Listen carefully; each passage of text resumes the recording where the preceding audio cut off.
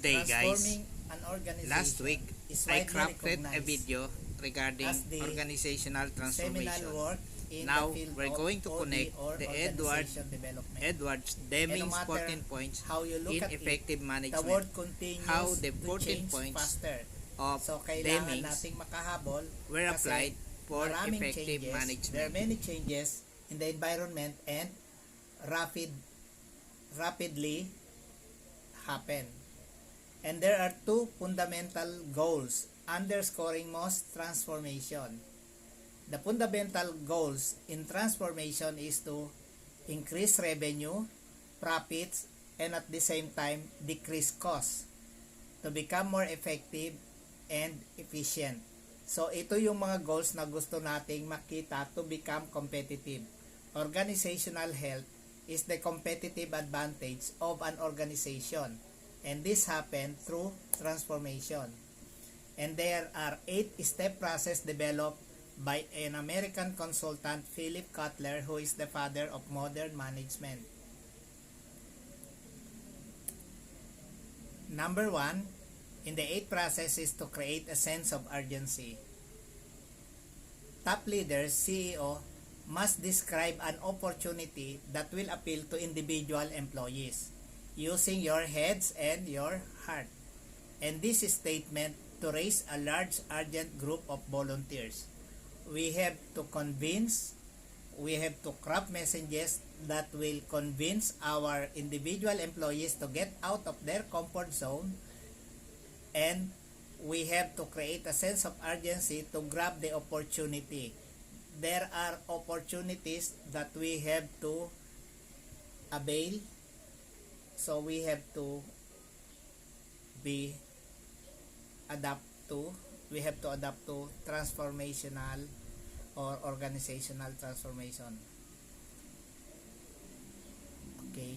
So number 1 is to create a sense of urgency. Why do we have to create a sense of urgency? How urgent it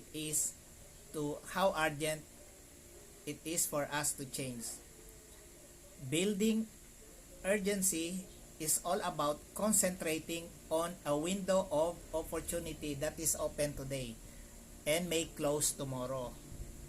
Even at these pandemic times, there is opportunity. Such opportunity brings people together, aligning them around a commonality and clarifying where energy should be directed. So we have to bring people together, aligning them around a commonality and clarifying to converge in order to direct the energy. Windows of opportunity are appearing more quickly than ever. Identifying an opportunity quickly and mobilizing urgency around it becoming the key to beating competitors. To beat competitors, we have to create an urgency to grab the appearing opportunity more quickly than ever. And we have to identify an opportunity quickly. So number 1 is to create a sense of urgency. Number 2, build a guiding coalition. Building a guiding coalition in an organization, we are dealing with diversified workforce. We are dealing with workers with different cultures, different beliefs, different norms, different ranks, different departments, different exposure, different education. So the guiding coalition is the center nerve of the transformational guide, or it is the center nerve of the organizational transformation. It can take many shapes but must consist of members from all layers of the hierarchy, representing different functions and receive information about the organizations at all levels and ranks, and synthesize that information into new ways of working. Okay, collecting those information and giving them to stakeholders in order to create new ways of working. Without a guiding coalition, the organization continue to rely on traditional hierarchical ways of operating, which will not serve it over the long term. The linchpin of your entire transformation is in place. An accountable, diverse group bound by opportunity, strategy, and action. Third, form a strategic vision. Dr. Philip Carter defines strategic initiatives as targeted and coordinated activities. Forming a strategic vision has something to do with coordinated activities and executed fast enough and well enough to make our vision a reality. What are the characteristics of a terrific strategic vision? What are the characteristics of a strategic vision? The vision should be communicable, desirable, creates a verbal picture, flexible. Strategic vision should also be feasible, imaginable, as well as simple. Your focus in organizational transformation is on actions and initiative, crafted by a diverse set of employees and validated by senior leaders that will advance your opportunity. Fourth, enlist a volunteer army. In organizational transformation, we should have a group of volunteers who will join with us and create their own strategy in order to drive in the same direction. This is large-scale change can only occur when very significant members of employees amass. All employees should converge together under a common opportunity and drive in the same direction. All of us, all employees from top to bottom should be driving in the same direction. One goal, one vision, and one action. In the organization, we have a sizable body of employees who are excited and able to take action on critically important initiatives linked to your business strategy. There are many employees who are excited and can take an action on critically important initiative linked to your business strategy. So all employees should be focusing in one vision and one action aligning to our corporate vision. To build a volunteer army, these are group of people converging as a team, and we need to give our people a choice to participate and permission to step up and act. So we are empowering our employees so they will participate and they can start to act based on the given job. The volunteer army does not need to involve outsider. So it means to say we don't need external consultant. This thing is good. We don't need external consultant because we have existing employees who holds the energy. They know the big picture. They know the existence of the company. They know what's happening inside the company. So they themselves should be a part of the organizational transformation without the help of the external consultant. Next is enable action by removing barriers. What are the barriers inside the organization? And why we have to remove those barriers? By removing barriers such as inefficient processes and archaic norms, leaders provide the freedom necessary for employees to work across boundary and create real impact. So, employees are empowered and engaged and they are free to work across boundaries in order to create real impact in the organization. So we have two kinds of organization: mechanistic, which is it's very hierarchical, and you have to follow the given organizational or the command chain of, you have to follow the chain of command. But in organizational transformation, we have to remove those barriers, inefficient processes. Okay, this include red tapes. Okay, we have tangible evidence of employee innovations stemming from collapsed silos and new ways of working together. What are the silos means here? Silos, when you are working only in one area and nobody knows what you are doing, no information coming out. That is what they call the silos. This is a huge container wherein you are inside and all information were kept inside. So we agree that even our own management practices are too bureaucratic and a nuisance. Yet remnants of the past can have tremendous staying power. So bureaucratic and hierarchical. So organization is dynamic.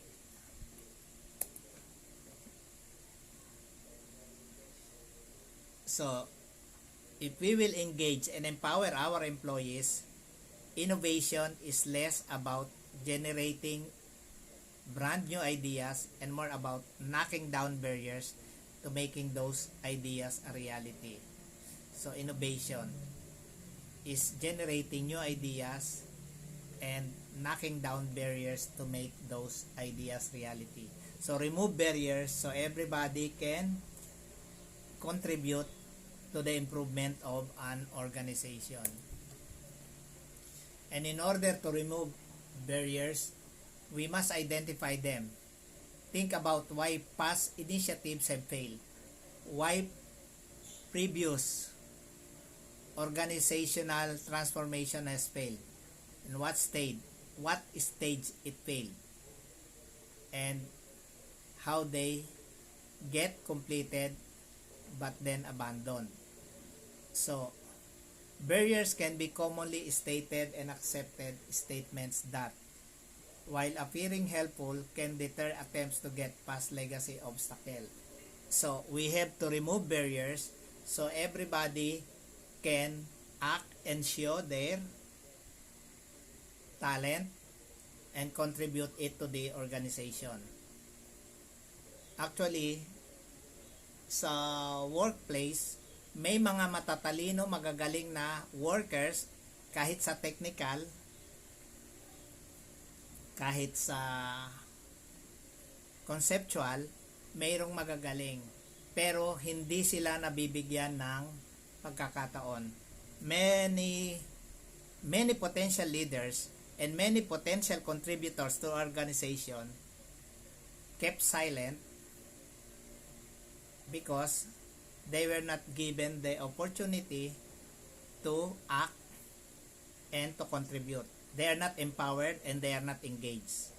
So, ito yung takbo ng organization natin. Kahit na sa Pilipinas, sa mga Pilipino. Sa Pilipino, kahit sa abroad, when I was working abroad, maraming magaling na employee, maraming magaling na workers, but they did not show up because they are not empowered, they are not engaged. Para bang yan lang ang trabaho mo, diyan ka lang. So, you have the duties and responsibilities. So, people are being stuck up in one activity based on their job description and duties and responsibilities. They are not empowered, they are not asked, and they are not considered to be a contributor to the organization. So, empowering employees, okay, will expose the potential leaders in the organization. So, remove barriers And as we mentioned before, common barriers include silos, container, narrowness in thinking, pressure to hit numbers, complacency, legacy rules or procedures, and limited access to key stakeholders and leaders. Okay. Why people are not empowered or not engaged? Some companies are practicing the so-called open door policy. In open door policy, you have an access to key stakeholders and leaders. You are not being hindered by your superior. Okay, maraming kumpanya sa Pilipinas ang nagpa-practice ng open door policy wherein an employee, a manager can go direct to the CEO. Okay, maganda ito kasi nalalaman mo yung real situation if the frontliners are the one talking to you. There is no filtering of messages and there is no filtering of the real situation in the workplace environment. Open door policy is a part of organizational transformation wherein workers are not limited to talk with the key stakeholders and leaders. Now, while we're going with organizational transformation, next is let us generate short-term wins. Winning is anything, big or small, it's a progress. And that helps you move toward your opportunity. They may take the shape of actions to take, a lesson learned, a process improved, a new behavior demonstrated. Okay. Yung mga maliliit na improvement, yung mga maliliit na progress, maliliit na success, generate and celebrate. We have to celebrate. That's why during the transformation, nagkakaroon ng konting kainan, salo-salo. It's just like celebrating. Parang pinakikita natin, nag-i-improve na tayo unti-unti. So, nafe-feel ng mga tao, nag-i-improve na nga tayo kasi nagse-celebrate tayo. First time nilang kumain kasama yung CEO. Okay? When I was working abroad, I encountered similar scenario. Yung vice president ng kumpanya, when I was working in a petrochemical company, that is the Saudi Petrochemical Company in Saudi, which is owned by Shell Oil Company USA. Okay, we experienced lunching together with the CEO. Okay, per department. Materials department, let's say Monday, you will lunch out with CEO. Doon lang kami kumakain sa kantin, malaki yung kantin namin. Kung ano yung pagkain ng mga Amerikano, yun din yung pagkain namin. So, we lunch together with our big boss. So, we're happy. It is being done per department. Okay. Maganda ang transformation sa isang kumpanya. Ito yung gustong-gusto ko. Pagka nag-diagnose ako ng isang kumpanya, nakikita ko yung problema. Makikita mo yung problema kasi you have the benchmark. My benchmark is my previous employer. My previous employers were Halliburton International, that is the Brown and Root International, and then Shell Oil Company. I hope everybody knows about these companies. Halliburton or Brown and Root International, which is owned by Dick Cheney. So, nakita ko yung mga sistema in terms of productivity, in terms of quality system, in terms of even salary, recruitment system. Nakita ko paano sila mag-recruit. What I have experienced is different. Nung ni-recruit kami, ang kinukonsider ng kumpanya, hindi experience. Sa Pilipinas, ang kinukonsider ng kumpanya, kailangan may experience ka. In Shell Oil Company, they look for attitude. Ang screening nila, 3 days whole day, puro IQ test. It's not the technical factors that they are looking for. They're looking for potential employees and contributors to the company. So they look more on behavior and attitude rather than technical experience. So, generate and celebrate short-term wins. Whether small or big, you have to celebrate and consider it as a progress. So, we have to collect data and a body of data that tells the story of your transformation is validated, quantifiable, and qualifiable terms. These wins and their celebration can carry great psychological power and play a crucial role. They give credibility to the new structure. So, ibig sabihin, if we celebrate short-term wins, napipil ng mga tao, may psychological effect ito na napipil nila ba okay na, nagwo-work pala yung ginagawa natin. Ibig sabihin, yung effort ng mga tao nagkakaroon na ng resultang maganda. They give credibility to the new structure. So, doon nila sasabihin na okay pala tong ginagawa natin na organizational transformation.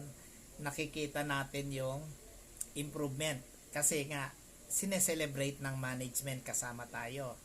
And this credibility in turn promotes more and more cooperation within the organization. To transform an organization, our number one problem is culture. Culture belongs to people, and people, they have different behavior and different norms, different beliefs, different values. Ito yung mahirap.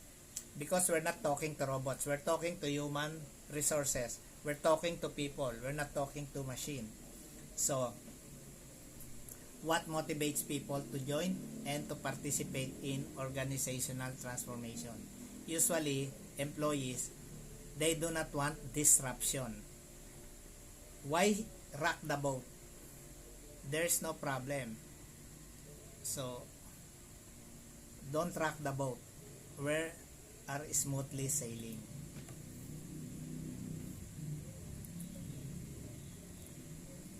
And then, next is sustain acceleration. How shall we sustain acceleration?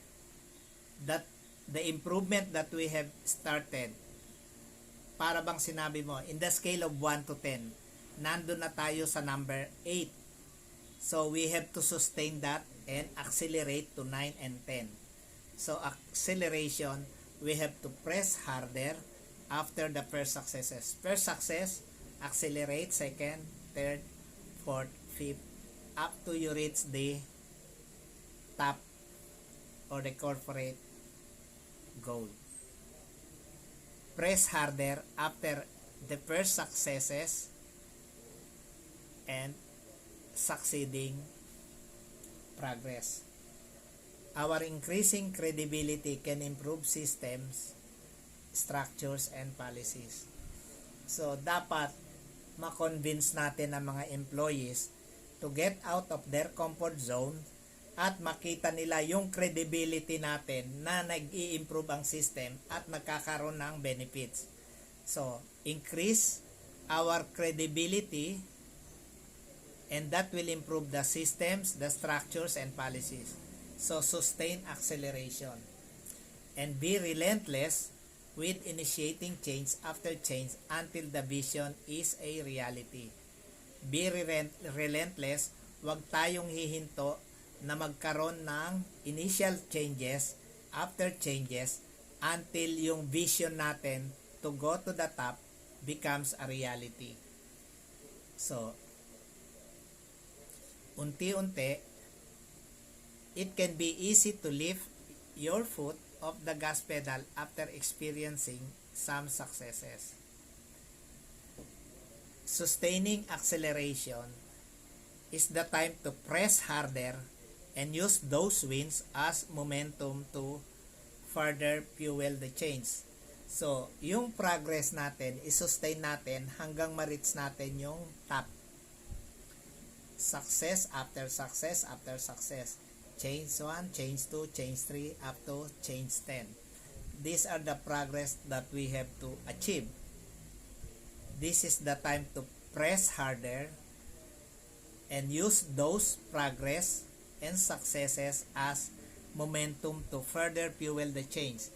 So, yung momentum, tuloy-tuloy yun. Press harder. yung mga maliliit na progress, we have to press harder. Pag pinagsama-sama natin yan, yun yung momentum that will fuel the change. If urgency drops sufficiently and momentum is lost, dapat wag mawala yung momentum. Dapat yung urgency laging nasa isip natin at i-sustain yung acceleration. Sustain the small progress and successes. Ito yung mga short and big wins or big progress or small progress. Okay, we have to maintain and press harder to go up. How can we sustain progress acceleration?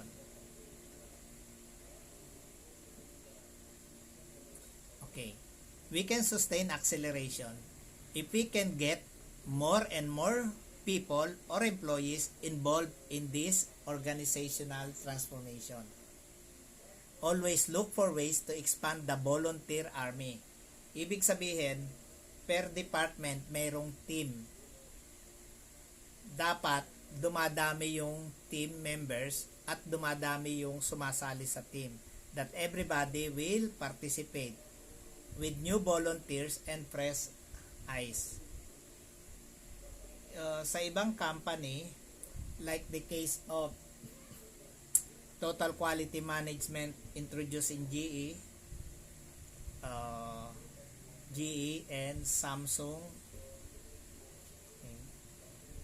So, they encourage people, employees, individual employees to join the work teams.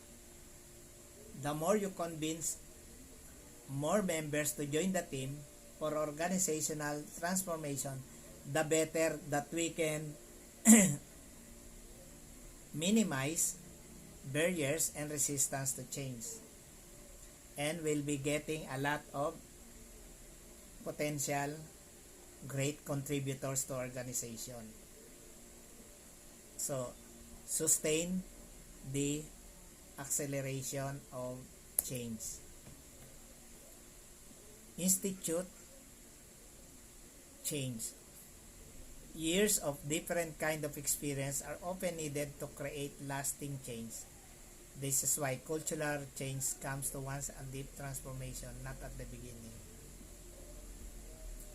You first have to build the muscle and track record of antithetical experiences. Culture changes after you have successfully altered people's action, connecting the dots between new behaviors and better performance. So, culture changes for organizational transformation, altering or modifying people's action and changing their behavior for better performance. Thank you very much. I am going to make the part 2. Thank you very much.